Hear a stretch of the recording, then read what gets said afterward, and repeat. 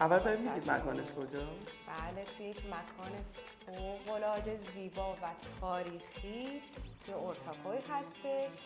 بله، ما یه پاپاپ داریم توی تاریخ 18 19 و 20 فروردین که برندهای ایرانی میان غرفه میگیرن، میفروشن و بعدش کلی خدمات پس از فروش داریم.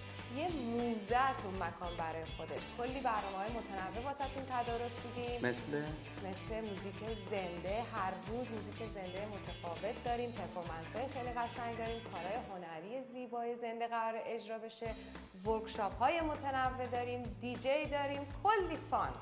چرا برندها توی ایونت باید شرکت کنن؟ برای اینکه هر برندی واسه توسعه برندش احتیاج به این داره که شناخته بشه و قدم اول شناخته شدنه و بعد از این استپ بای استپ فروش فروش فروش فروش در سطوح بالاتر.